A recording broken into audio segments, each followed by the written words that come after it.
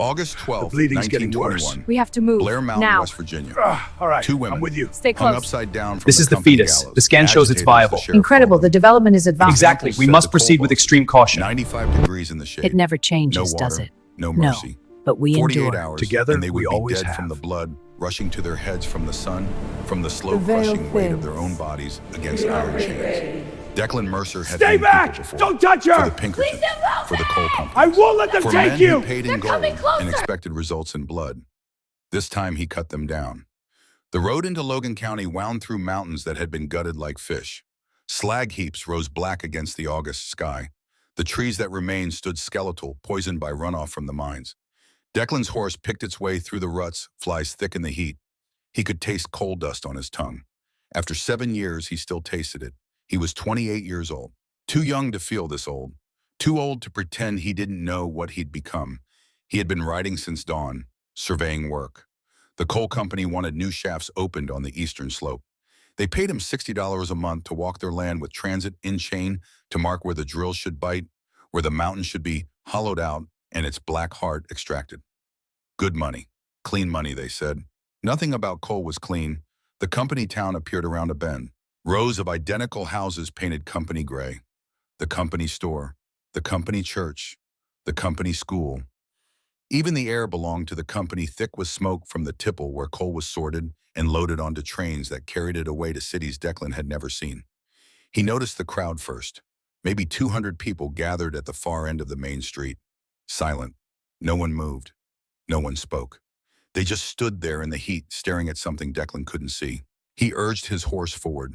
The gallows stood in the town square. Not the hanging kind. This was older, crueler. A wooden frame 15 feet high, cross-beamed thick as a man's chest. 2 chains hung from the beam, each ending in iron manacles. The manacles were closed around ankles. The ankles belonged to women. They hung upside down, heads 6 feet off the ground, arms dangling, hair falling straight toward the dirt. One woman was unconscious, dark hair matted with blood, dress torn, bruises blooming purple across exposed skin. Her chest barely moved. Young, maybe 27. The other woman was awake. She was older, mid-30s, polished from the look of her. High cheekbones, strong jaw, scars on her hands that spoke of years in the mines, eyes that burned even through the blood and sweat. Someone had beaten her before they strung her up. Her nose was broken, lips split, but when she saw Declan, those eyes locked onto his face and didn't let go. A sign hung around her neck, hand-painted, letters crude. This is what happens to Reds and agitators. Declan stopped his horse. The crowd parted. No one looked at him. These were mining families. They knew what happened to people who looked too long at the wrong things. Sheriff Augustus Harlow stood beneath the gallows, 6'2", gone to fat around the middle, but still dangerous. He wore the company badge, same as Declan wore the company pay. His hand rested on his pistol. Behind him stood 3 deputies, young, nervous, fingers on triggers. "Mr. Mercer," the sheriff said, voice like gravel. "Come to see the day's work." Declan said nothing. He looked at the women. The unconscious one's breathing was shallow, erratic. Her skin had gone pale, too pale. Union organizers, Harlow continued, caught them distributing radical literature, inciting violence, conspiracy to riot. Judge Ashford sentenced them to 48 hours on the frame. After that, he shrugged. Well, after that, they won't be organizing nothing. The conscious woman spoke. Her voice was rough, damaged, but clear. "You worked for them." Declan's eyes shifted to her. "I remember your face," she said. "Ludlow, Colorado. 7 years ago. You were Pinkerton then." The crowd stirred. Murmurs rippled through. Pinkerton. The word carried weight in coal country. It meant strike breakers, skull crackers, company thugs who beat men in front of their children and called it law. Declan felt something cold move through his chest. "You let me go," the woman continued. Blood dripped from her mouth as she spoke. "The tent camp, the children. You could have shot me. You didn't." Ludlow. The word opened something in Declan's mind he had kept locked for 7 years. April 20th, 1914, southern Colorado. The sun had risen on a tent city of 1,100 striking miners and their families. It set on ashes and bodies. 21 dead, 13 of them children, shot by company guards. Burned when the National Guard set fire to the tents. The newspapers called it a battle. The survivors called it murder. Declan had been there, 21 years old, Pinkerton badge on his chest, Winchester in his hands, following orders from men who answered to a colonel he'd never met, a colonel whose name kept appearing in dispatches. Voss, Colonel Marcus Voss, military advisor to the coal companies, the man who turned labor disputes into war zones. He saw her now in his memory. This woman, younger then, running through smoke with a child in each arm, other children following. He had raised his rifle, sighted down the barrel. His supervisor was screaming orders. Shoot the agitators. Shoot anyone who runs. Declan had lowered his rifle. The woman and the children had disappeared into the smoke. His supervisor had seen, had beaten him unconscious with a rifle butt, left him in the dirt. When Declan woke, the tents were ash. The strike was broken. The company had won. He quit the Pinkertons that night, walked away from the badge and the gun and the money, told himself he would never be that man again. But here he was, 7 years later. Different badge, same masters, and Colonel Voss's shadow still loomed over every coal operation in 3 states. Katarzyna Novak, the woman said, "That's my name, in case you were wondering who you saved." Declan looked at the sheriff, at the company men standing in the shadows, at the crowd that wouldn't meet his eyes. He looked back at Katarzyna Novak, 36 years old, survived Ludlow, survived 7 years of organizing, wouldn't survive 48 hours on these chains. "How long have they been up there?" he asked. Harlow checked his watch. 16 hours, 32 to go, unless the heat takes them first. He smiled. It didn't reach his eyes. Declan nodded once. He turned his horse and rode away. Behind him he heard Katarzyna laugh, bitter, knowing. "Coward," she called after him. "Still a coward." He didn't look back. The sun moved across the sky. Declan completed his survey work, marked the drilling sites, filled out the paperwork. But his mind was elsewhere. He kept seeing those chains, those faces, Katarzyna's eyes burning through pain and blood. He ate dinner alone in the boarding house. The other company men avoided him, word had spread. The Pinkerton who went soft, the man who couldn't be trusted. He sat on his bed as darkness fell. The room was small. One window, one chair, one trunk containing everything he owned. On top of the trunk sat a photograph. Ezra Blackwood, taken 15 years ago. Ezra was young in the picture, strong, lungs still clear. He had worked the mines for 27 years by then, would work them 20 more before the coal dust killed him. Ezra had found Declan after Ludlow, found him drunk in a Denver alley spending Pinkerton money on whiskey and trying to forget children burning. Ezra had pulled him out, given him work, treated him like a son, taught him surveying, taught him that a man could choose what he became. But Ezra was dying now. Black lung, coughing blood. The company doctor said 6 months, maybe less. 62 years old and dying from breathing what the company called acceptable working conditions. And Ezra had spent his last strength organizing, talking to other miners, building something the company feared more than violence, unity. Declan stood, opened his trunk. At the bottom, wrapped in oilcloth, was his old Pinkerton revolver. He hadn't touched it in 7 years. Hadn't needed to. Company surveyors didn't carry guns. But tonight wasn't about surveying. He checked the cylinder.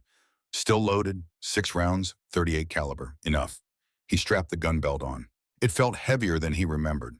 Or maybe he felt lighter, like something had been weighing him down for 7 years and was finally lifting. The town was dark when he stepped outside. No streetlights in company towns. Waste of coal. Waste of money. The only light came from the mine entrance where the night shift worked in the belly of the mountain. Declan walked through shadows. His boots made no sound on the dirt street. The air had cooled but still tasted of coal and sulfur. Somewhere a dog barked. Somewhere a baby cried. Somewhere 2 women hung dying and no one would help them. Until now. The gallows stood empty in the square. Empty except for the 2 women still hanging upside down. Katarzyna was unconscious now. The other woman, Rosa, he'd heard someone call her unconscious too. Both breathing. Barely. In another 6 hours, maybe less, the blood pressure would stop their hearts. Or the heat would cook their brains. Either way, they would die. Declan walked to the sheriff's office. One deputy sat inside, feet on the desk, reading a newspaper by lamplight. Young, maybe 20. Soft hands. Not a miner's son. Company import. Declan opened the door. The deputy looked up. Smiled. "Mr. Mercer, late night for surveying?" "Need some wire cutters," Declan said. "Got a fence line down on the eastern property." "Tool shed's locked. Sheriff has the key." "Where's the sheriff?" "Company house. Playing cards with Mr. Drummond and the judge. The deputy's smile widened. Big game. They'll be there till dawn. Colonel Voss is in town too, inspecting security arrangements. Whole county's on edge with this union business. Voss, the name hit Declan like a fist. So the colonel was here, personally. That meant the company was more worried than they let on. Wire cutters in your desk, Declan asked. Nah, tool shed's the only. Declan hit him. One punch, clean. The deputy's head snapped back and he dropped. Out cold. Declan caught him before he hit the floor. Lowered him gently into the chair. Arranged him like he was sleeping. The tool shed was behind the office. Declan kicked the lock. It broke on the second kick. He found wire cutters. Heavy ones. Meant for fence wire. They would work on chains too. He walked back to the gallows. The women still hung there. Silent. Dying. Declan looked around. The square was empty. Windows dark. But he knew people were watching. They were always watching in company towns. He stepped close to the gallows. Rosa hung with her head tilted at a wrong angle. Blood crusted in her hair. He could smell the copper of it. The sweat. The fear. He positioned the wire cutters on the chain above her ankles. Don't. Declan froze. Katerzina's eyes were open. Barely. Focused on him with effort. Don't cut her down first, Katerzina whispered. Me. Cut me down first. You're stronger, Declan said. You can wait. She's dying. If you cut her down, she'll fall. Hit her head. She won't wake up. Katerzina's breath rattled. I can catch her, but only if I'm down first. Declan moved to Katerzina's chain. Why, she asked. He positioned the cutters. Why now, she pressed. You walked away. 16 hours you walked away. I know. So why? Declan met her eyes, upside down, broken, burning. Because I walked away at Ludlow, he said, and I've been walking away ever since. 7 years of telling myself I was different, better. But I'm not. I'm the same coward I always was, unless I do this. He cut. The chain parted with a sharp crack. Katerzina dropped. Declan caught her, took her weight, lowered her to the ground. She gasped, groaned. Blood rushed back to her legs. Agony. She bit down on it. Didn't scream. The other one, she managed. Rosa, now. Declan cut Rosa's chain. Katerzina on her hands and knees crawled beneath. Rosa fell. Katerzina caught her head, cradled it, kept it from striking the ground. Rosa didn't wake. She's breathing, Katerzina said. She was crying now, tears cutting tracks through the blood and dirt on her face. She's still breathing. Footsteps, multiple sets, running. Declan turned. The deputy stood at the edge of the square, jaw swelling where Declan had hit him, gun drawn. Behind him, 3 more men, company security, armed. Mr. Mercer, the deputy said, voice shaking. What the hell are you doing? Declan stood. His hand moved to his own gun, the Pinkerton revolver. 7 years dormant, he drew it, smooth, muscle memory. The deputy's eyes went wide. Your company, the deputy said. You work for them. You can't. I don't work for anyone who does this, Declan said. They'll hang you. Probably. One of the security men raised his rifle. Declan recognized him. Pike, former Pinkerton. They'd worked together once. Put the gun down, Mercer, Pike said. Don't make this worse. Worse than what? Worse than watching 2 women die for asking for fair wages. They're agitators, Reds. They knew the risks. They're human beings. Pike's finger moved to the trigger. Last chance. Declan fired, not at Pike, at the ground between them. The bullet kicked up dirt. Everyone flinched. Next one's not a warning, Declan said. Katerzina was on her feet now, swaying but upright. She grabbed Rosa, tried to lift her, failed, too weak. Declan backed toward them, guns still trained on the company men. We're leaving, he said. You can try to stop us. Some of you will die, or you can let us go and tell the sheriff we got the drop on you. Your choice. The deputy looked at Pike. Pike looked at the other 2 security men, 4 guns against 1. Good odds, except Declan was Pinkerton trained. They knew what that meant. He would drop 2 before they could aim, maybe 3. The 4th might get wham, might. The deputy lowered his weapon. Go, he said quietly. Take them and go, but go now, before the sheriff comes back. Declan nodded once. He holstered his gun, bent down, lifted Rosa in his arms. She weighed nothing. All bone and will, 27 years old and already half dead from 16 hours on the chains. Katerzina limped beside him. Her legs barely held her.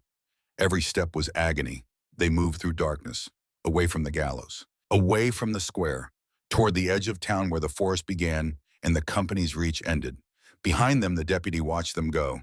Didn't raise the alarm, didn't move. Good kid, Declan thought. Still has a choice in front of him. They reached the tree line. Declan looked back once. The town was dark, silent, but he knew that silence wouldn't last. By morning, every company man in 3 counties would be hunting them. They had maybe 6 hours, maybe less. Where are we going? Katarzyna asked. Her voice was stronger now, blood flow normalizing, the body healing what it could. The mines, Declan said. There's tunnels, old workings, abandoned shafts. I know them all. Surveyed every inch.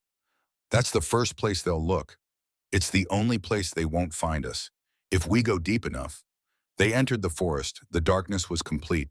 No moon, no stars, just trees and roots and the constant risk of falling.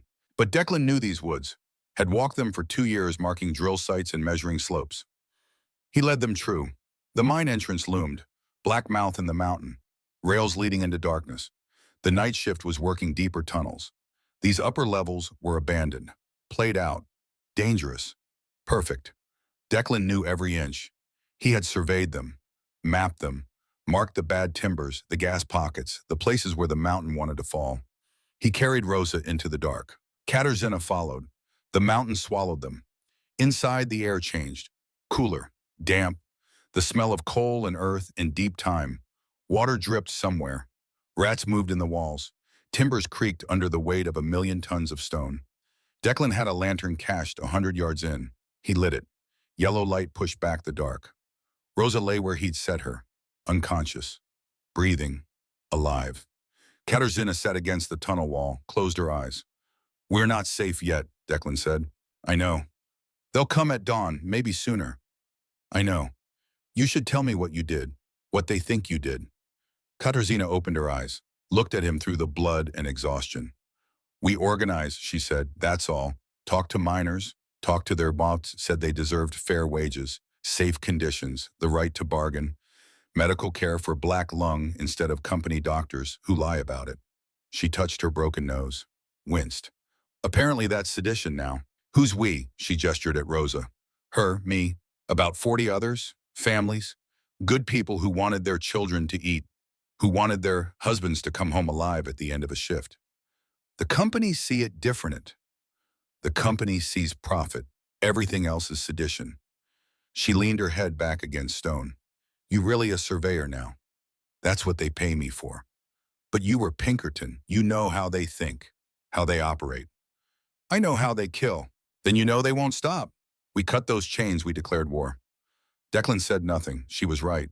In company towns, there was no law except company law, no justice except company justice. He had freed 2 convicted agitators. That made him an agitator too, made him target for everything the company could throw. Why did you really come back? Katarzyna asked. At Ludlow, you let me go. Could have been a mistake. Fog of war. But tonight, August, tonight you came back, walked into danger, threw away everything. Why baya? Declan sat down across from her. The lantern flickered between them. There's a man, he said. Ezra Blackwood. Works the deep shaft. 47 years in the mines. He's dying, black lung. Company won't pay for doctors. Won't pension him. Says he should have known the risks. I know Ezra, Katarzyna said softly. Good man. Strong organizer. He's the one got me this surveying job. Vouched for me when nobody else would. Said I deserved a second chance after Ludlow. Declan looked at his hands. They were shaking. He's been organizing too, quiet-like, talking to the older miners, building something. We know he's one of ours, one of the best. The company knows too. Katarzyna went still. How do you know? I heard them talking 3 nights ago. The sheriff, Mr. Drummond, Judge Ashford. They were at the company house, playing cards. I was fixing the porch rail. They didn't know I was there. When he met her eyes. They're going to kill him. Make it look like an accident. Roof collapse. Gas explosion.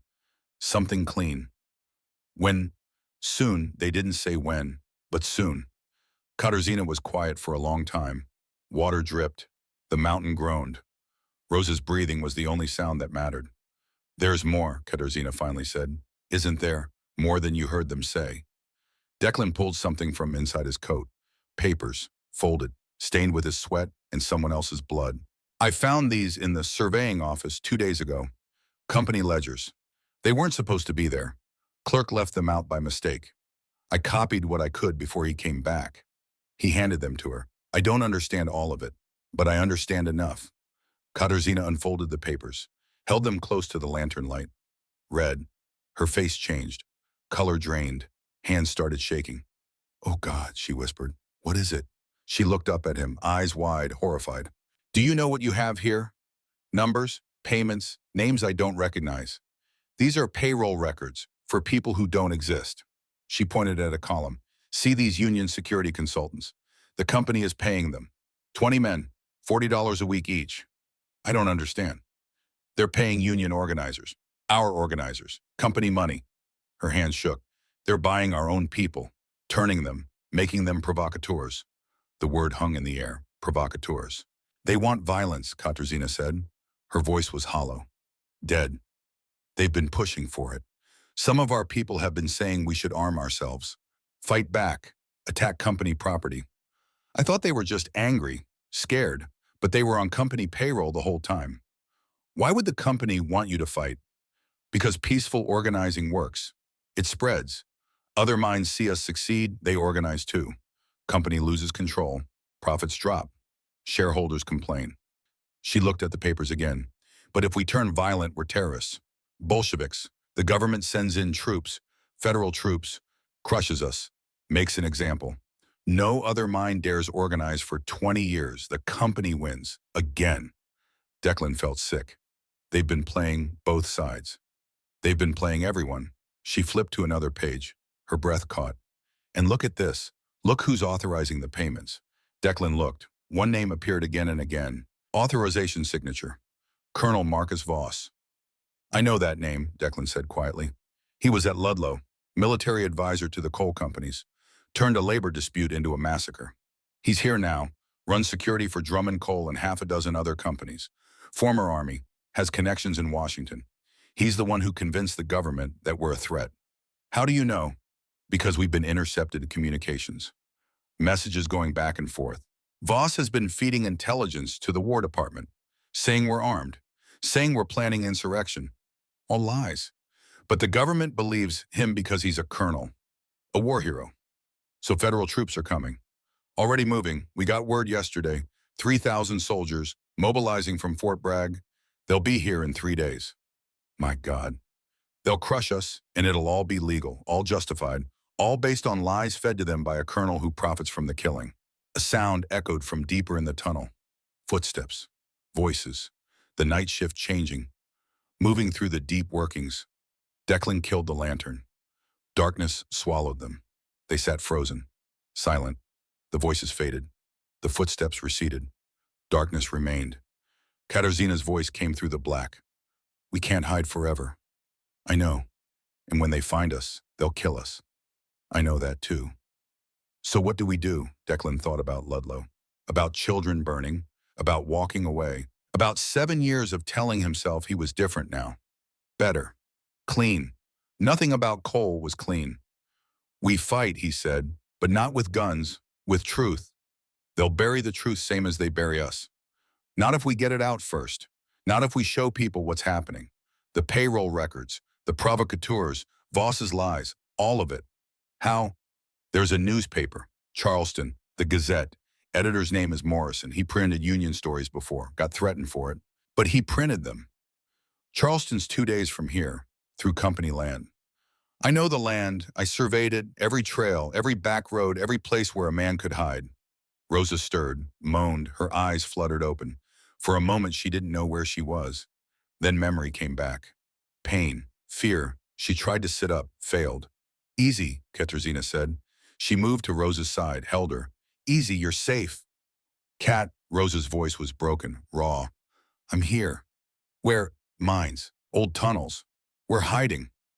Rosa looked around, saw Declan in the shadows. "Who's that?" "The man who cut us down." Rosa stared at him. "Why Bweshkem?" "Working on that," Declan said. A bell rang, distant, echoing through the tunnels, the alarm bell, reserved for emergencies, cave-ins, gas, fire, or escaped prisoners. "They know," Katarzyna said. The bell kept ringing. Declan relit the lantern. We need to move. Deeper. The old Maryland shaft. It's condemned but stable. I checked it last month. How far? Half mile. Through water. Will be. A gunshot cracked through the tunnel. The bullet hit stone 5 feet from Declan's head. Sparks flew. Rock chips stung his face. Men poured into the tunnel entrance. 8 of them. Led by Sheriff Harlow. Guns drawn. Lanterns blazing. Pike was there. The deputy. Others Declan didn't recognize. End of the line, Mercer, Harlow's voice boomed. You and your red friends come out now, maybe you only hang. Make me come in there and I'll make it hurt first. Declan looked at Katarzyna, at Rosa, 2 women who wanted nothing but fair wages and safe minds, who had been beaten and hung and hunted for it. He looked at the sheriff, at the company men behind him, at the guns, at Pike, his old Pinkerton colleague, a man who knew what Declan could do. He drew his revolver. Go to hell, Harlow, he said. He fired. The tunnel exploded with sound, gunfire, shouting. The lantern shattered. Darkness and muzzle flash. Declan fired twice more. Heard someone scream. Heard someone fall. Run, he shouted. Katarzyna grabbed Rosa, half-carried her deeper into the tunnel. Declan followed, firing behind him, covering them. A bullet caught him. Left side, just above the hip. Not through and through, grazed the skin, burned like fire, but didn't stop him. The company men pursued, firing wild, bullets screaming off stone. One miner knew tunnels. Company men didn't. They fired at shadows, at echoes, at ghosts. Declan led Katarzyna and Rosa through turns he knew by heart, left at the collapsed timber, right at the water seep, straight through the narrows where a man had to turn sideways. The Maryland shaft was close now, 100 yards, 50. Behind them, the company men were closing in. They had more lanterns, more guns, more men. They reached the Maryland shaft. The entrance was blocked, timbers nailed across it. Condemned, dangerous. Keep out. Declan kicked the timbers. Once, twice. They splintered, broke. He tore them away, pulled Katarzyna and Rosa through. Inside the air was bad, stale. Methane maybe, carbon dioxide, the kind that killed men in their sleep. But it would hide them. For a while. Declan pulled more timbers down, blocked the entrance. Not enough to stop men, but enough to slow them, make them careful. The company men reached the Maryland shaft, stopped, looked at the collapsed entrance. They went in there, someone said. It's condemned, another voice, full of gas. They'll be dead by morning. Sheriff Harlow's voice. Then we wait, seal it up. They come out, we shoot them. They don't come out, the mountain does our work. Footsteps retreated, voices faded. Silence. Declan, Katarzyna, and Rosa sat in the dark. The air tasted wrong, thin, but breathable. For now. Blood ran down Declan's side. The bullet graze was bleeding steady. Not dangerous, not yet, but he needed to stop it. You're shot, Katarzyna said. Grazed. Let me see. She tore his shirt, examined the wound by touch in the darkness. Shallow. The bullet had carved a furrow in his skin but hadn't penetrated. She packed it with strips of her own dress. Tied it tight. You'll live, she said, disappointed. Ask me in an hour. They sat together in the dark, bleeding, exhausted, trapped in a condemned mine with bad air and armed men at the only exit. And somehow, Declan felt more alive than he had in 7 years. Tell me about Ludlow, Katarzyna said quietly. You were there. I saw my part. What was yours? So Declan told her, all of it.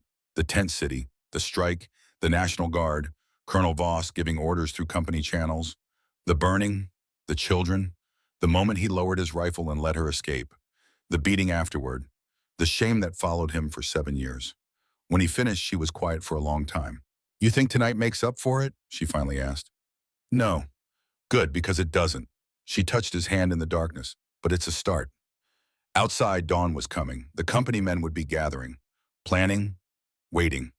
Inside the Maryland shaft, 3 people who shouldn't be alive made a choice. They would not die in the dark. They would fight their way to daylight, to truth, to Charleston and newspapers, and a chance at justice that seemed impossibly far away. But first they had to survive the mountain. And the mountain Declan knew was just as deadly as the men outside. The Maryland shaft went deeper than the maps showed. Declan knew because he'd drawn those maps. But he'd also known the company wouldn't want accurate records of condemned tunnels. Too much liability. Too many questions about why they'd been abandoned. The real reason was methane, a pocket that couldn't be vented, too dangerous to work, too expensive to fix. So they'd sealed it and forgotten it, except Declan hadn't forgotten. He'd surveyed these tunnels 6 months ago, knew there was another way out, a connection to the eastern workings, half a mile through bad air and worse luck. But it was there. They moved by touch, one hand on the tunnel wall, 1 foot forward. Test the ground. Step. Repeat. The air grew thinner with every yard. Rosa was conscious now, but weak. Katarzyna and Declan took turns supporting her weight. How long? Katarzyna asked. Her voice was strained. Till what? Till the air kills us. Declan checked his watch by feel. 4 a.m. They'd been in the shaft for 2 hours. We have maybe 3 more, he said. Then carbon dioxide gets too high. We pass out, never wake up. Comforting. You asked.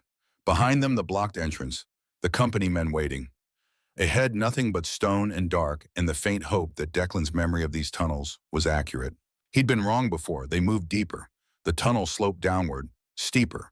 Water appeared, seeping through cracks, then flowing, a stream, underground, cold as winter. This is good, Declan said. Water means ventilation, airflow. Follow the stream. They waded in. The water was ankle deep, then knee deep, then waist. Rosa gasped when it hit her, the cold like knives. Katarzyna held her up, kept her head above water. Declan led. The stream bottom was uneven, rocks, mud, places where the floor dropped away, and his feet found nothing. He felt along the wall, found handholds, pulled himself forward. The tunnel narrowed. The ceiling dropped. Soon they were crawling through water, on hands and knees, heads tilted back to breathe in the 6 inches of air between water and stone. Rosa was shaking, hypothermia setting in. Katarzyna wrapped her arms around her, shared warmth, kept moving. Declan's side was on fire. The bullet graze had opened again. Blood mixed with water. He could taste copper, feel weakness creeping in. Blood loss, cold, shock maybe. He focused on one thing. Forward, just forward. One hand, one knee. Don't stop, don't think, move. The tunnel opened again, the water shallow. They crawled out onto rock, lay there gasping, shivering, alive, light, faint, gray. Dawn light filtering through cracks in the cavern ceiling. Not enough to see by, but enough to know they were close to the surface. How far? Katarzyna asked through chattering teeth. Declan looked around, recognized the formation, the way the stone folded. He had surveyed this area 8 months ago. 1/4 mile, he said, maybe less. There's a sinkhole, opens to the surface. Natural chimney. It's our way out. They rested 10 minutes. No more. Movement was the only thing keeping them warm. Declan's side had stopped bleeding, but the wound throbbed. Deep, constant. His vision tunneled at the edges. They climbed. The cavern floor sloped upward. The light grew stronger. They could see each other now. Katarzyna's face was gray. Rosa's lips were blue. Declan didn't want to know what he looked like. The sinkhole appeared above them. 30 feet of vertical stone, roots growing through cracks, morning sky visible at the top. Freedom, survival, life. If they could climb it. Declan tested the wall. Solid, climbable, barely. The rock was wet, slippery, and his left arm was weakening from blood loss. I'll go first, he said. Make sure it's clear. He climbed, right hand finding holds, left arm mostly useless. Every pull sent fire through his side. The graze wound screaming. His fingers were numb, couldn't feel the handholds. Worked by memory, by will, 15 feet, or 20. His hand slipped. He fell, caught himself, hung by 3 fingers. 30 seconds, a minute. Pulled himself up, kept climbing. 25 feet, 28. He reached the top, pulled himself over the edge. Lay in wet grass, breathing hard. The world spun. Forest, old growth, pines and oak. No company buildings, no smoke. He could hear birds, actual birds. When had he last heard birds? He looked down the sinkhole. Katarzyna was already climbing. Rosa clinging to her back somehow. Impossible, but happening. Declan reached down, grabbed Katarzyna's hand, pulled. She came over the edge, collapsed. Rosa rolling off her back. They lay in the grass. 3 bodies, too tired to move, too hurt to care. The sun rose higher. Warmth touched their faces. Declan had forgotten what the sun felt like, really felt like, not filtered through coal smoke and company lies. We should move, Katarzyna said. But she didn't move. In a minute, Declan said. They'll find us. They'll try. Rosa laughed, painful, wet. You two are terrible at running away. First time for everything, Katarzyna said. They lay there 5 more minutes. Then Declan forced himself to sit up. His side was bleeding again.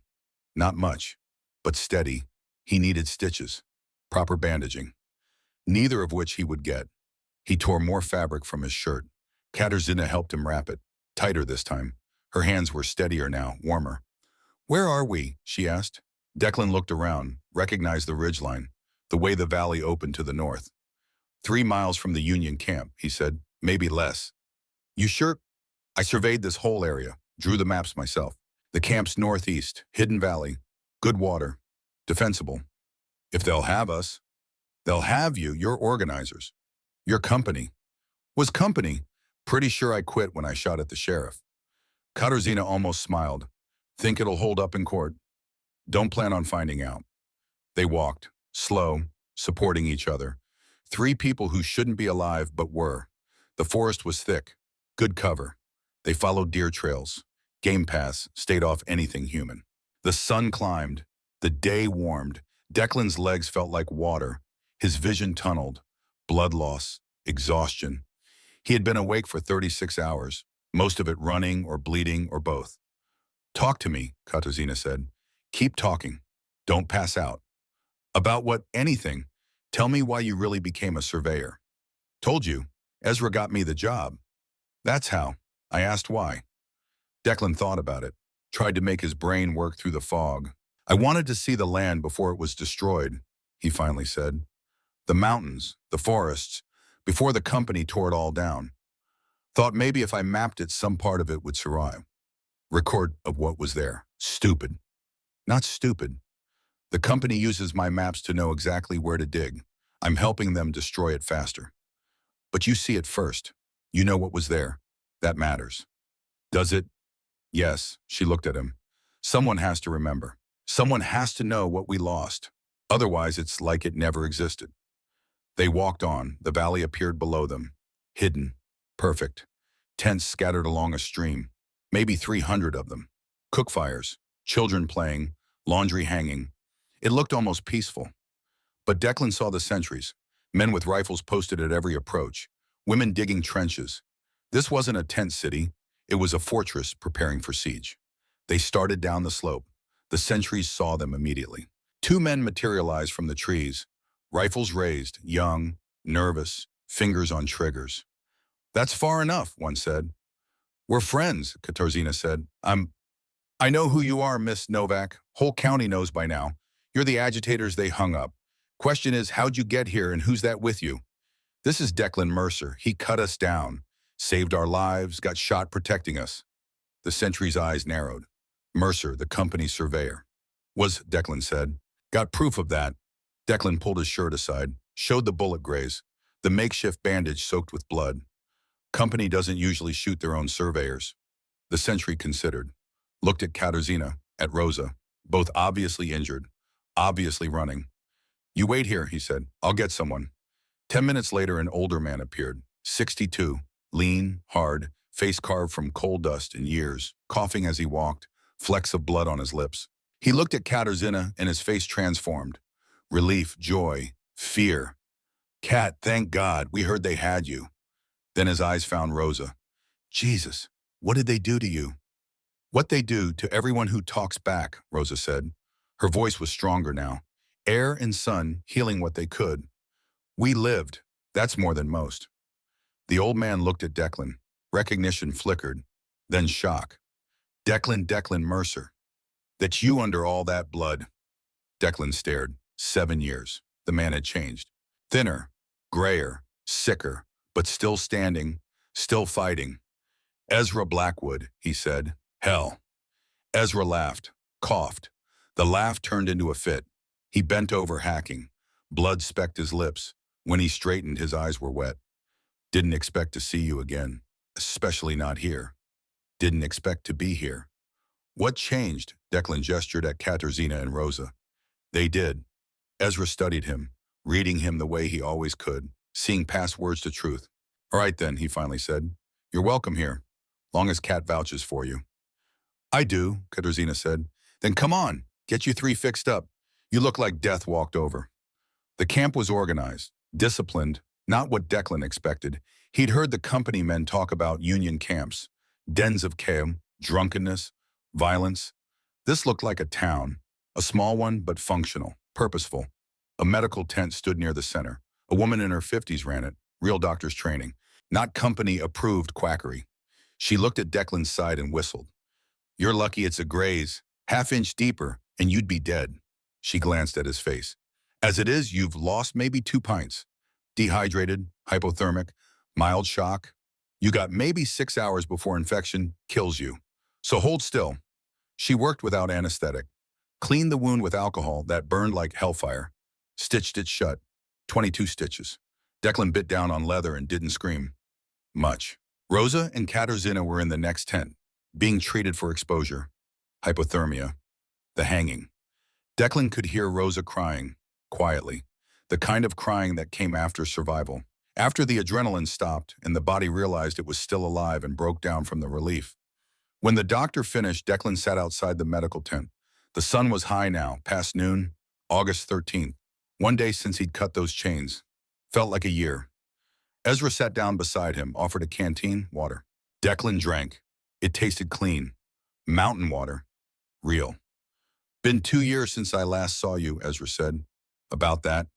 You were supposed to stay out of trouble. Take the surveying job. Keep your head down. Save some money. Maybe find a life that didn't involve getting shot. Tried. What happened? Saw something I couldn't ignore. Ezra nodded. Happens. He looked at the camp, at the families, at the children playing in the stream. We're building something here, Declan. Something that scares them. You know what, unity?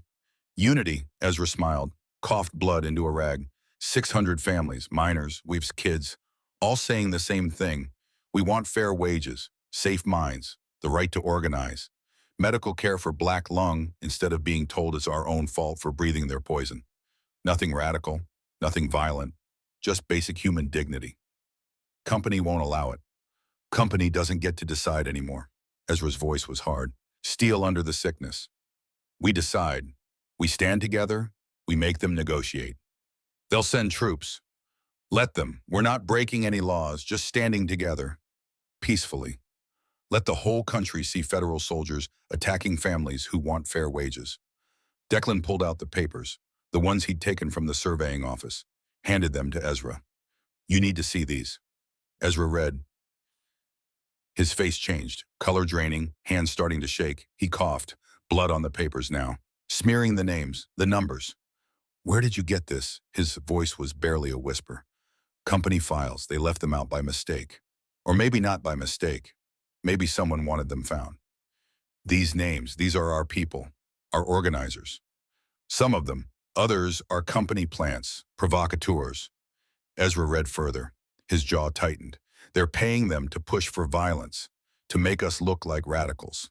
So the government has an excuse to crush us. That's the plan. Who else knows about this? Just us and Kat and Rosa. Ezra stood. We need a meeting. Leadership. Now, if we have infiltrators, we need to know who, before they get us all killed. Within an hour, 20 people gathered in the largest tent, union leaders, organizers, the ones who had built this camp from nothing. They sat in a circle, passing the papers, reading, understanding, faces growing dark. One man stood abruptly, mid-30s, well-dressed for a miner. Clean hands that had never swung a pick. Declan noticed the hands. This is company lies, the man said, trying to divide us, make us suspect each other. Classic union-busting tactic. Those are official ledgers, Ezra said. Calm, controlled, but Declan heard the steel underneath. Company payroll, names, amounts, dates. Could be forged. By who, Declan? He just got shot protecting our people. Why would he forge documents to help the company? The well-dressed man looked at Declan. Maybe that's the plan. Get himself shot to gain credibility. Bring false evidence. Turn us against each other. Classic infiltration. Katarzyna spoke up from the tent entrance. Declan saved my life, and Rosa's, at great cost to himself. He risked everything. Or maybe, the man's voice rose, maybe that was the plan all along. Rescue the organizers? Become a hero? Bring false evidence designed to destroy us from within? Ezra stood slowly. Sit down, Drummond. Drummond. The name hit Declan like a physical blow. He looked at the man again. The clean hands, the soft face, the family resemblance was there if you knew to look for it. You're Silas Drummond's son, Declan said. The tent went silent. My father's choices aren't mine, young Drummond said, but his voice had changed, defensive, caught. What's your first name? Declan asked. That's not your first name. Silas, Jr. Declan looked at the ledgers, ran his finger down the names.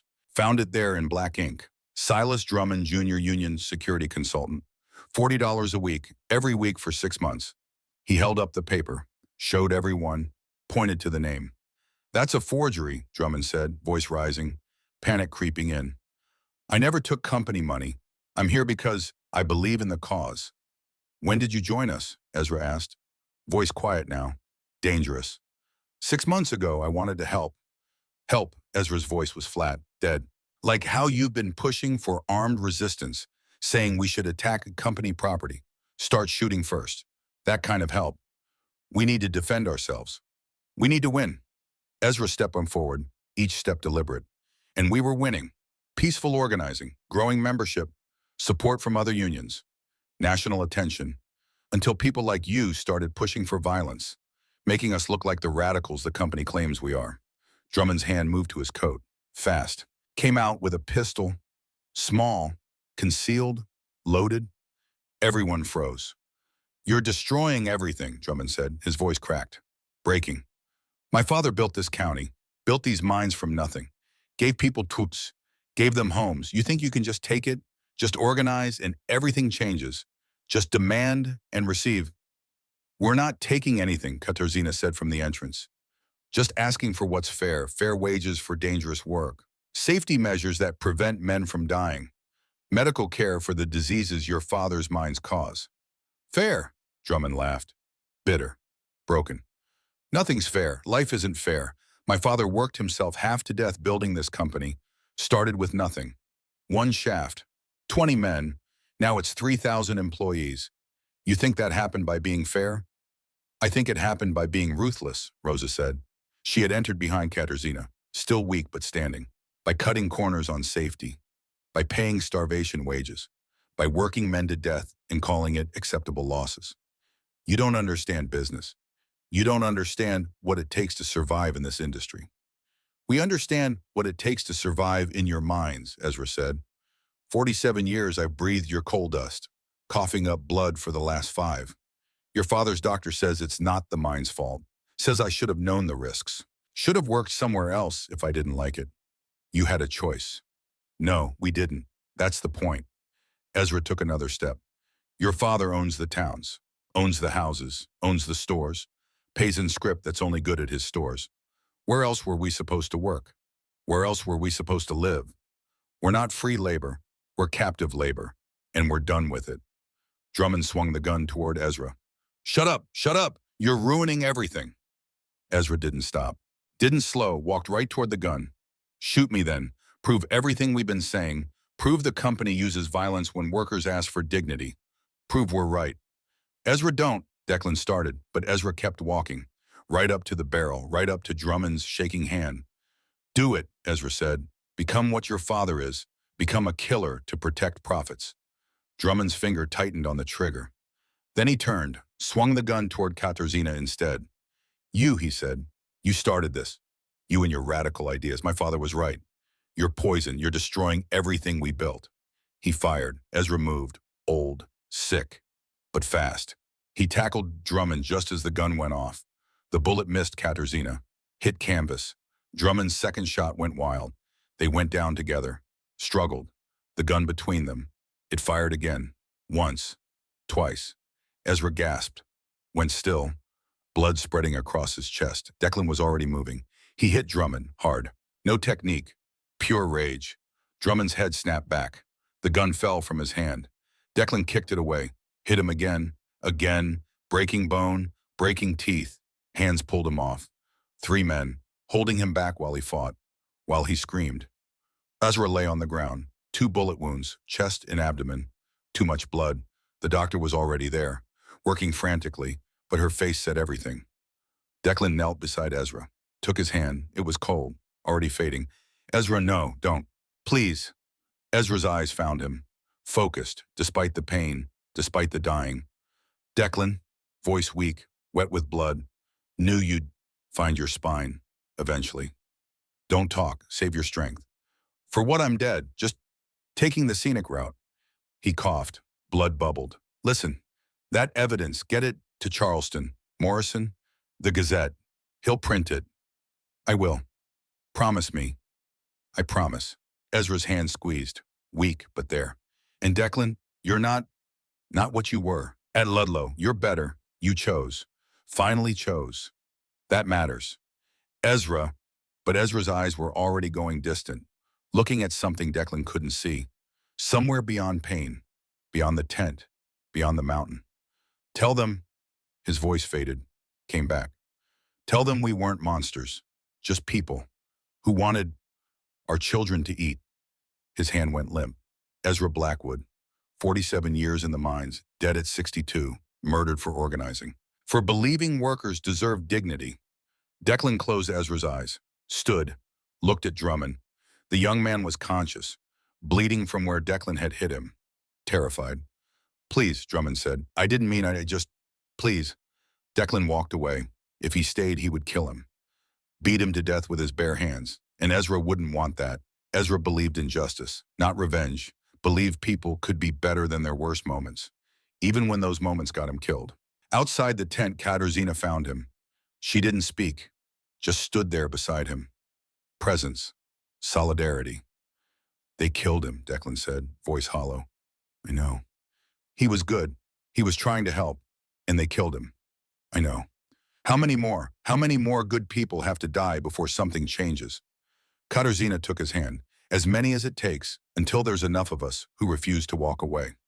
Inside the tent, the leadership was deciding Drummond's fate. Declan didn't care. Didn't want to know. Ezra was dead. Nothing else mattered, except it did. Because Ezra had died for something, for evidence, for truth, for the chance that maybe this time the sacrifice would mean something. An hour later, the leadership emerged. They had voted. Drummond would be turned over to federal authorities. Not company law, federal. With the evidence, with testimony, let the government decide. But they needed someone to take him. To Charleston. With the papers. With the proof. I'll go, Declan said, before anyone could ask. You're hurt. Still bleeding. I'll make it. I promised Ezra. Katarzyna stood. I'm going too. Kat. Ezra was my friend, my mentor. This is my fight. I'm going. Rosa tried to stand. Managed it this time. Stronger now. I would come, but I'm still weak. Can barely walk straight. You stay, Katarzyna said. Keep the camp together. Keep organizing. We'll need you here when we get back. Rosa nodded. Embraced Katarzyna. Whispered something Declan couldn't hear. They prepared quickly. Drummond was tied. Gagged. 2 horses borrowed from miners who'd kept them hidden. One for Declan and Katarzyna. One for Drummond. The evidence wrapped in oilcloth, hidden in saddlebags. As they mounted up, a runner came. Young boy, out of breath, terrified. Federal troops, he gasped, moving in, 3,000 men, coming from the north. Colonel Voss is leading them personally. How long, Declan asked. 2 days, maybe less. They're moving fast. The camp leadership gathered again. Quick consultation. The decision was unanimous. We don't run, the head organizer said. A woman named Martha, 50 years old, lost her husband to a mine collapse. 2 sons to black lung. We stay. Organize defensive positions. Non-violent. Just stand our ground. Let the whole country see federal troops attacking peaceful miners. Attacking families. They'll crush you, Declan said. Voss doesn't care about cameras or witnesses. He'll kill everyone here and call it putting down an insurrection. Then let him try. But we'll make sure the world knows what happened. Make sure our deaths mean something. Katarzyna looked at the camp, at the families, at the children who didn't understand what was coming. We'll get to Charleston, she said. Tell Morrison to send reporters, photographers, now, before the troops arrive. If there's going to be bloodshed, the whole country will see it. Go fast, Martha said. You have maybe 40 hours. Declan and Katarzyna rode out, Drummond between them. The sun was setting. They had 40 hours to reach Charleston. to publish the evidence, to maybe save 600 people from federal massacre. Behind them, the camp prepared. Women digging trenches, men building barricades, children being evacuated through the southern pass, families clinging to each other. Knowing what was coming, refusing to run, ahead 30 miles of mountain, company land, bounty hunters, and Colonel Voss's federal army. They rode through the night, pushing hard. The horses were good, strong, company horses ironically. Stolen during the chaos. At midnight they stopped to rest, let the horses drink from a stream, ate dried meat and hard bread from the saddlebags. Drummond sat tied to a tree, silent, broken. "Why did you do it?" Katarzyna asked him. Drummond didn't answer. "Your father put you up to it. Or was it your idea?" "Nothing. People are dead because of you. Good people. Ezra's blood is on your hands. So explain it. Make me understand." Drummond finally looked at her, eyes red, face swollen from Declan's beating. "You don't understand," he said. "Then explain." "My father built this county from nothing. He's not evil. He's just trying to survive. The coal market is changing. Competition from other states. Regulations from Washington.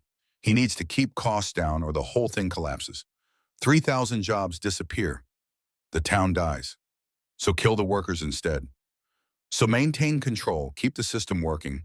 The mines employ 3,000 people, their families, 6,000 people who depend on those jobs. If the union wins, if wages go up, if safety regulations cost too much, my father goes bankrupt. Those jobs disappear. Is that better?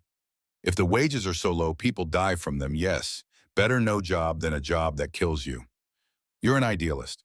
The world doesn't work on ideals. It works on power, economics. My father has power. He's using it to survive. That's all. He's using it to murder people who ask for dignity. He's using it to protect what he built. Can you blame him? Yes, Katarzyna said. I can. Because what he built is a system that treats people as disposable. That profits from their suffering. That kills them and calls it acceptable losses. So yes, I blame him, and I blame you for helping him. Drummond looked away. I thought I could make it better, from inside. Join the union. Moderate the extremists. Find a middle ground. But you won't compromise. You want everything. Fair wages, safety, rights. You want to destroy the system that employs you. We want to change a system that's killing us. That's not the same thing. To my father it is. They rode on, silent, Drummond's words hanging in the air like smoke. At dawn they had covered 18 miles, 12 more to Charleston. The horses were exhausted. So were they, but they couldn't stop, not yet. They saw riders behind them at sunrise. 6 men, company men, bounty hunters maybe, tracking them through the forest. Can we outrun them? Katarzyna asked. Declan looked at the horses, at Drummond, at the distance remaining. No, he said, not with 3 horses and you riding double. They'll catch us in an hour. Then what? Then we make them work for it. They found a narrow pass, rocks on both sides, perfect ambush position. Declan tied the horses in cover, positioned Drummond behind a boulder, drew his revolver, 4 bullets left. He'd used 2 in the mineshaft escape. The bounty hunters came through the pieces, confident, 6 against 2, easy odds. Declan fired, dropped the lead rider, clean shot, center mass. The man fell from his horse. The other scattered, took cover, returned fire. Bullets sparked off rocks. Katarzyna grabbed the fallen rider's rifle. Winchester, full magazine. She worked the bolt, fired, missed, fired again. Hit one in the shoulder. He screamed, fell, 4 left. The bounty hunters were good, professional. They spread out, flanked, covering each other, moving like soldiers. Declan's side was bleeding again. The stitches had torn. He could feel blood soaking through the bandage, weakness creeping in. Katarzyna was firing controlled shots, keeping them pinned, but she was running low on ammunition. Then one bounty hunter stood, hands raised, white cloth tied to his rifle. Hold fire, he shouted. Declan kept his gun trained. Talk fast. The man stepped forward, careful, hands visible, mid-40s, hard face, professional gear, not company security, something else. Name's Curtis, federal investigator, Bureau of Investigation. We're not here to kill you, we're here to help. Prove it. Curtis slowly pulled a badge from his coat, tossed it forward. Declan picked it up.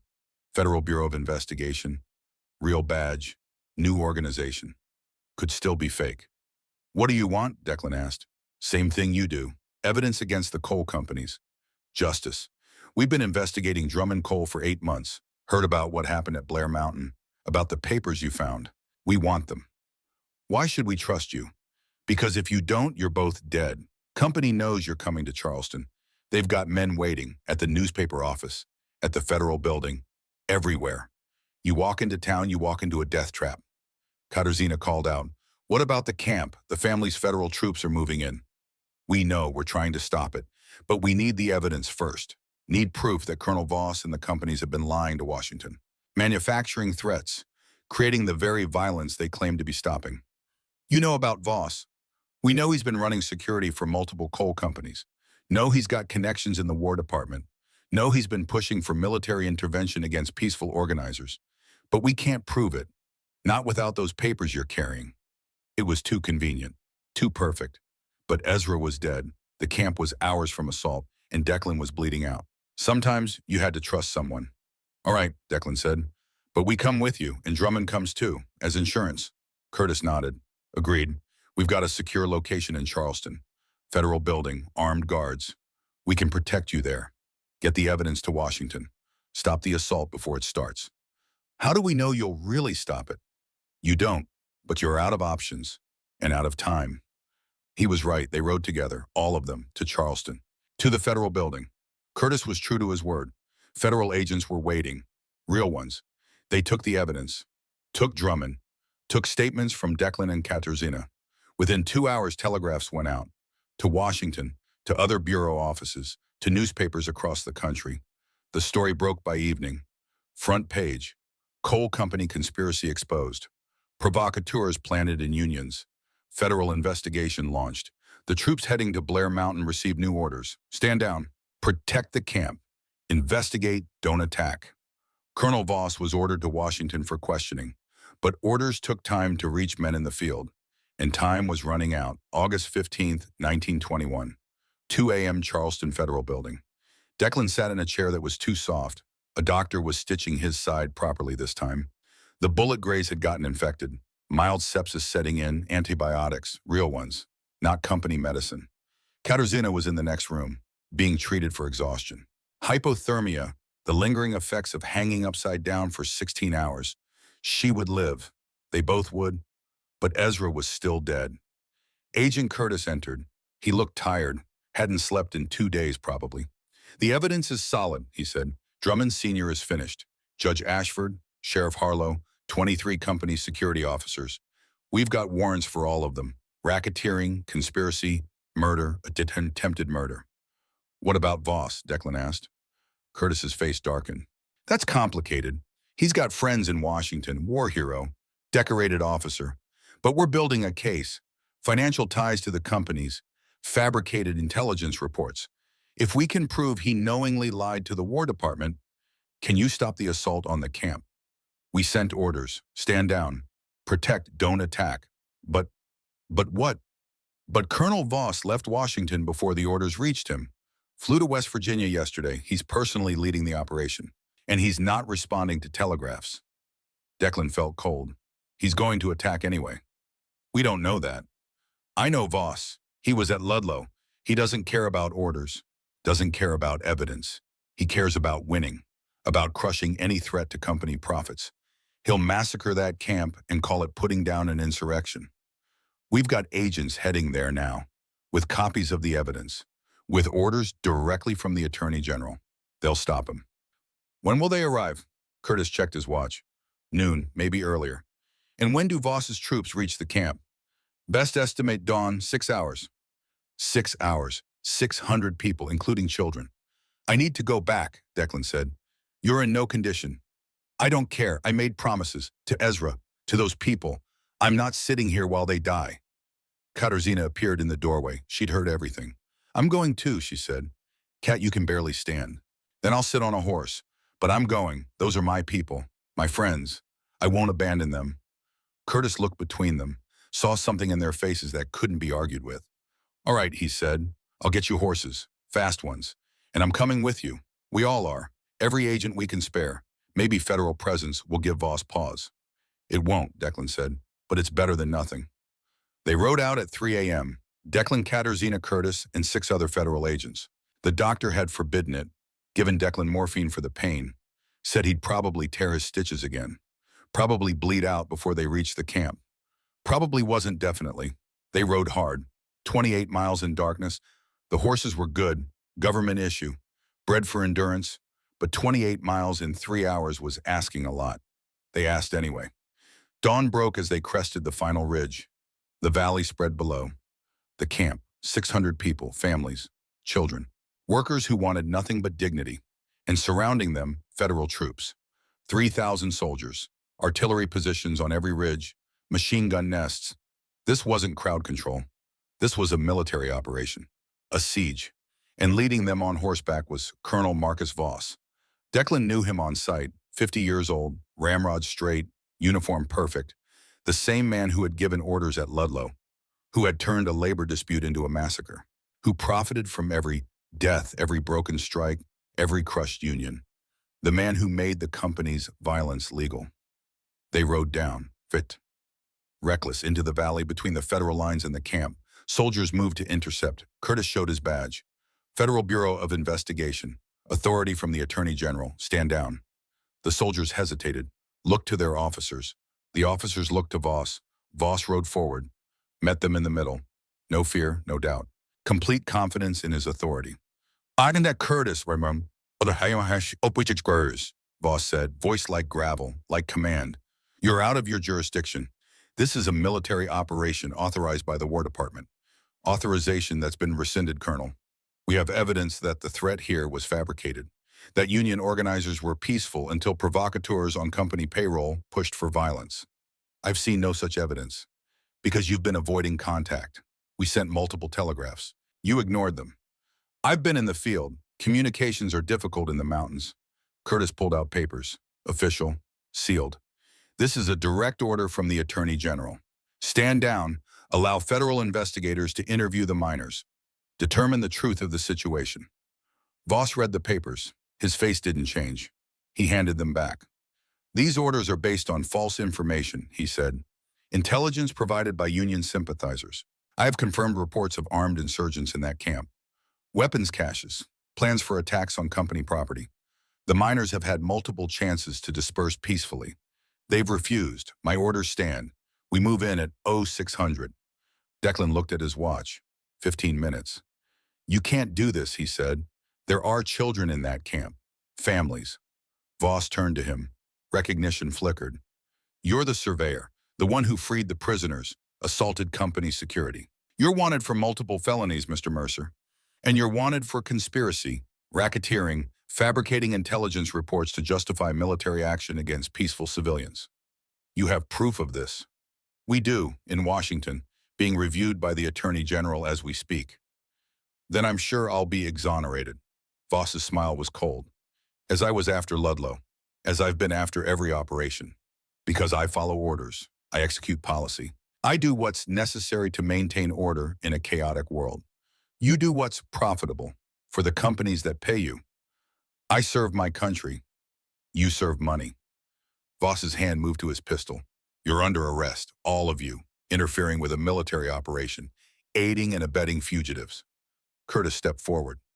Colonel, I'm a federal agent. You have no authority.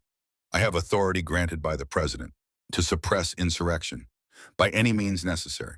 Voss gestured. Soldiers moved forward, surrounding them.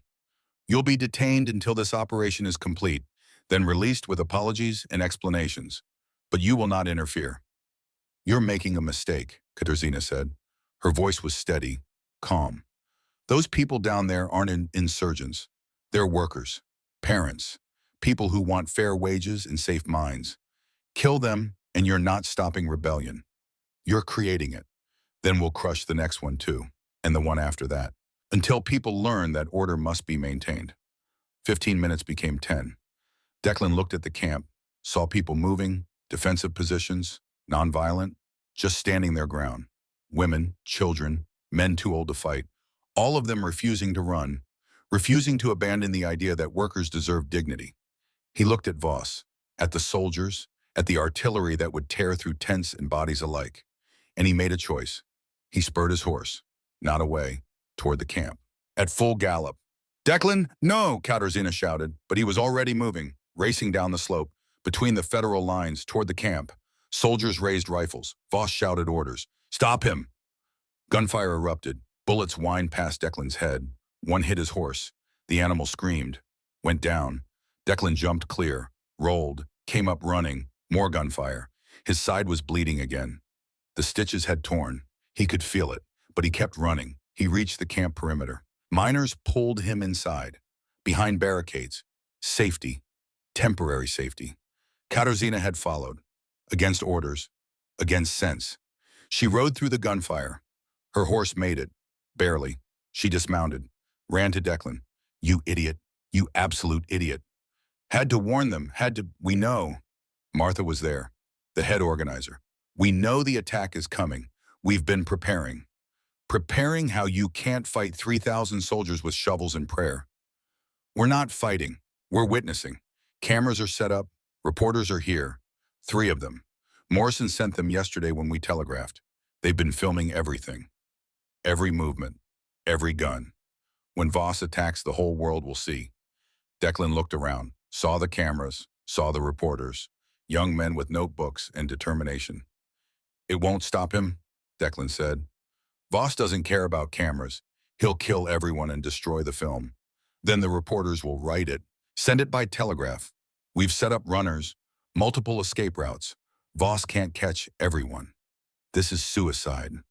This is the only way, Martha said. We run, we lose. We fight, we become what they say we are. We stand peacefully and let them attack us. We win. Maybe not today, but eventually. The truth wins. The sun rose higher. 0600 arrived. Voss's voice boomed across the valley, amplified by megaphone. This is your final warning. Disperse immediately or face military action. You have 5 minutes. No one moved. 5 minutes passed. Fire, Voss said. Artillery opened up. Shells screamed overhead. Exploded in the camp. Earth in fire. Tents shredded. The first casualties. 3 miners dead instantly. A woman. 2 men. Children screaming. The cameras kept rolling. Machine guns opened up, raking the camp. Miners fell, some armed now, returning fire. A few, not many, mostly just standing, dying, refusing to run. Declan grabbed a rifle, fired at the federal lines, not to kill, to slow, to give people time to run. Katarzyna was helping evacuate children, herding them toward the southern pass, where mothers waited, where escape was possible. The battle raged, 20 minutes, 30. Federal troops advanced, miners fell back, step by step, fighting for every yard. Then Katarzyna saw it, the artillery piece targeting the evacuation route, the southern pass, where the children were running. 1 shell, and they were all dead. 50 children, maybe more. She looked at Declan. Their eyes met. She ran, toward the artillery position, alone, unarmed, just running. Cat, no, Declan screamed, but she was already too far, already committed. She reached the artillery piece. The crew saw her coming, raised rifles. She didn't stop. She tackled the gunner, threw off his aim. The shell fired, went wide, exploded harmlessly in the forest. The crew swarmed her. 5 men, rifles, bayonets. Declan was running now, toward her, through gunfire, through hell. He saw the bayonet go in, saw Katarzyna gasp, fall. He reached her, fought through the artillery crew, shot 2, clubbed another with his empty rifle. The others fled. He knelt beside Katarzyna. Blood, too much blood, bayonet wound, abdomen, through and through. Cat, no, no, stay with me. Her eyes found his, focused, despite the pain. The children, they're safe, you saved them. She smiled, blood on her teeth. Good. I'm getting you out of here. No time, she coughed. Blood. Declan, listen, this isn't over. The evidence, the reporters. Make sure people know. Make sure we weren't monsters. Just people who wanted fair wages. You were right about everything, about fighting, about not walking away. You didn't walk away. This time you stayed. That matters. Cat. Her hand found his, squeezed, weak. Tell Rosa. Tell her I'm sorry. Tell her to keep fighting. Keep organizing. Don't let them win. I will. And Declan, after this, after everything, find something, Find something worth living for, not just dying for. Promise me." "I promise." She smiled again. Liar. Her hand went limp. Katarzyna Novak, 36 years old, survived Ludlow, survived hanging, survived 7 years of organizing against impossible odds, dead saving children from artillery. Declan held her body, tears cutting tracks through the blood and smoke on his face. Around him the battle raged, but something had changed.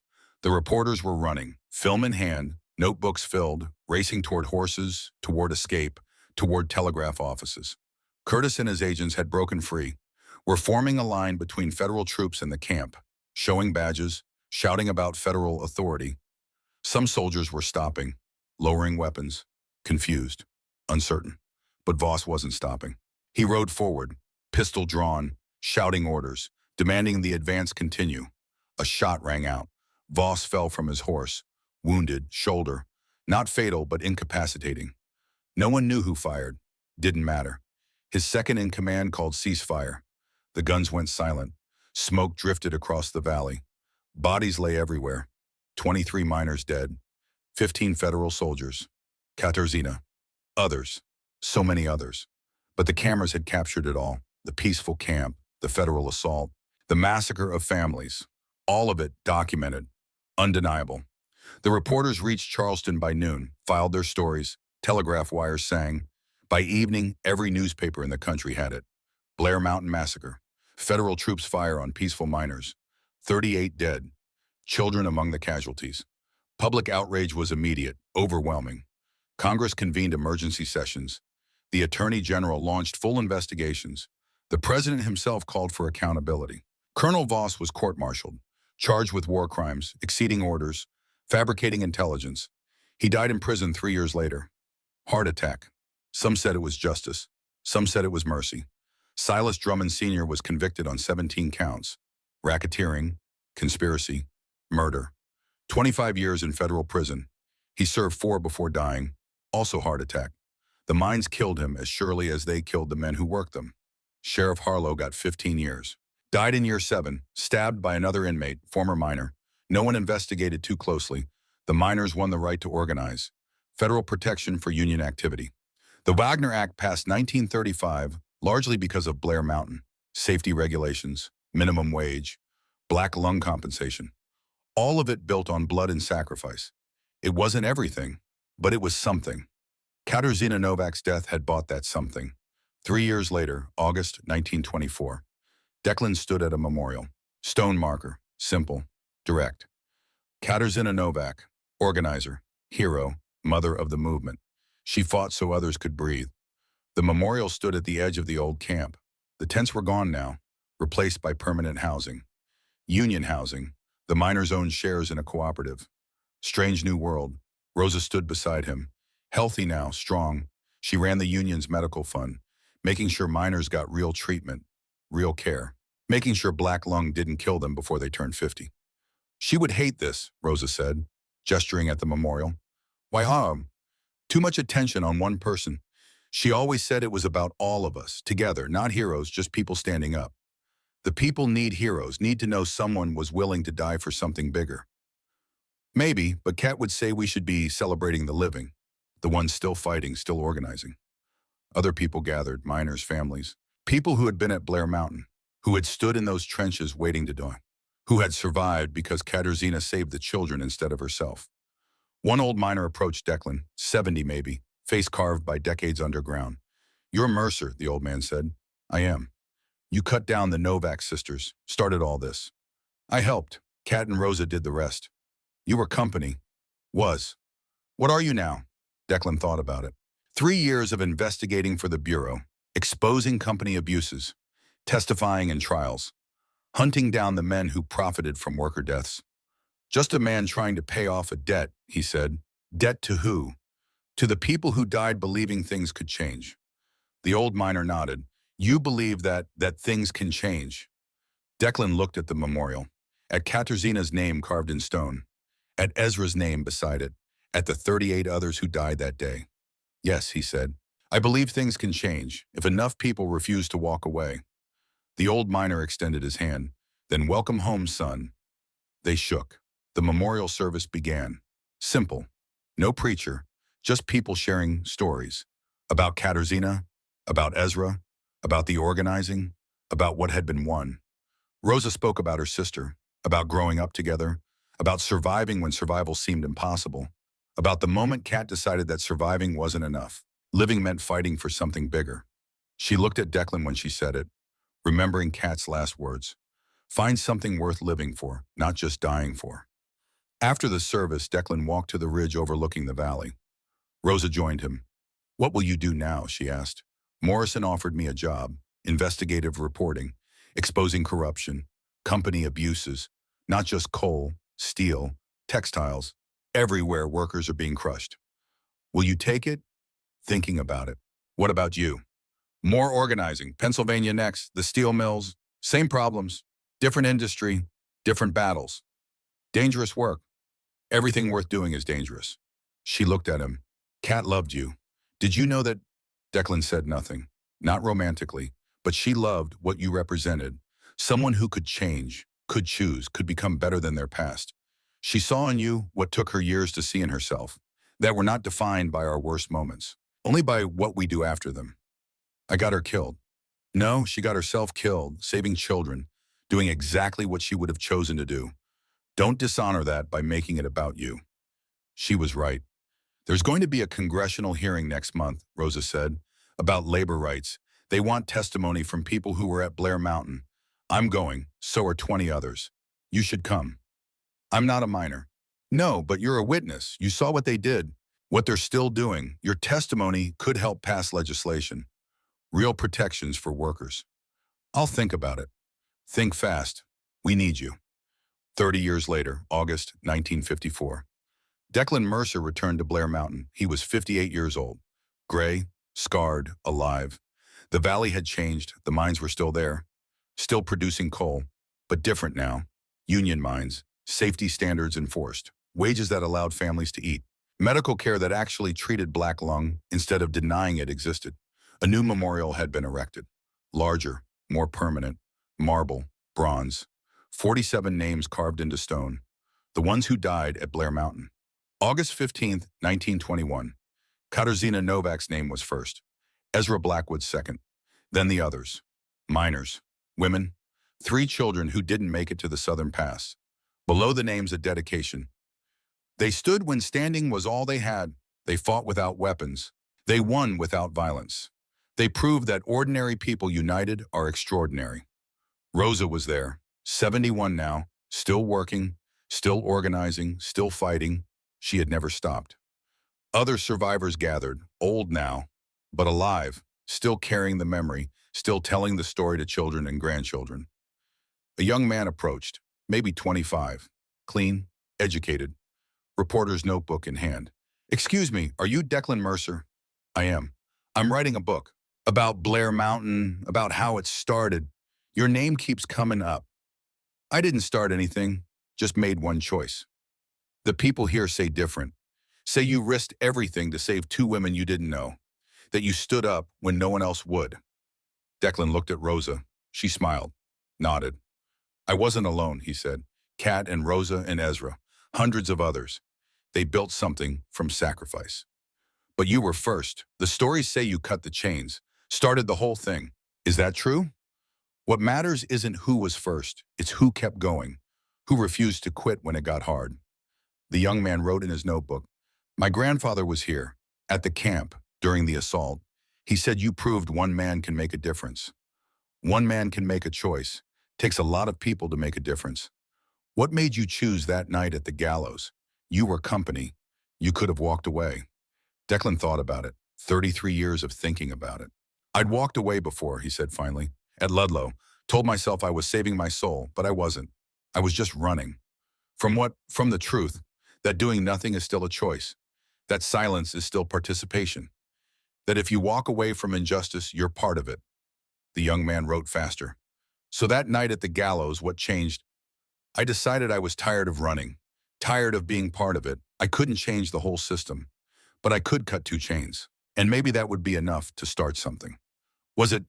Declan looked at the memorial, at the names, at Katarzyna's name. No, he said, Cutting the chains wasn't enough, but it was a start. And Kat and Rosa and Ezra and all these others, he gestured at the names. They took that start and built something real, something that lasted. Do you regret it? All the death, all the sacrifice. Was it worth it? Declan looked at the valley, at the Union Hall, at the safety regulations posted at the mine entrance, at the children playing without fear of losing their fathers to cave-ins or black lung. Ask them, he said, pointing at the children. Ask the families who eat now. Ask the miners who come home alive. Ask the women who don't have to watch their husbands cough up blood and die at 40. What would they say? They'd say yes, it was worth it, every death, every sacrifice, because now they have something their grandparents couldn't imagine. Dignity, safety, hope. The young man finished writing, thanked him, walked away to interview others. Rosa stood beside Declan. You told him the truth. I told him a version of it. What's the version you didn't tell? That I still see her face, Kat, every night. That I still wonder if I could have saved her. That I still feel like I'm paying off a debt I can never fully repay. You think that's what she would want, you torturing yourself for 33 years? No, she'd tell me to move on, find something worth living for. Have you? Declan pulled out a photograph, worn, faded, a woman and 2 children, his wife, his daughters. Her name is Eleanor. We met at a union meeting in Pennsylvania, 1928. She was organizing textile workers. I was investigating factory safety violations. We married a year later. Kat would have liked her. She would have loved her, he smiled. Eleanor's fiercer than Kat ever was. Got arrested 6 times for sit-down strikes. Refused to back down until the factory owners negotiated. And the girls. Sarah's a labor attorney, represents unions in contract disputes. Margaret's a doctor, works in mining towns, treating black lung, making sure companies pay for it. Rosa laughed. Kat would be so proud. I tell them about her, about Ezra, about what happened here, so they know. So they remember why their work matters. They stood together as the sun set, 2 survivors of Blair Mountain, 2 witnesses to sacrifice and triumph. Behind them, carved in stone, August 12th to 15th, 1921, 2 women hung to die. 1 man chose mercy, and a legacy was born in blood and courage. The mountain remembered, the people remembered, and in the remembering, the dead were not forgotten. Their sacrifice not wasted, their fight not finished. Because every generation faces the same choice. Walk away from injustice, or stand and fight. Declan Mercer had walked away once. Then he chose to stand. And in standing, he proved that ordinary people can do extraordinary things. Not alone, never alone, but together, always together. The end.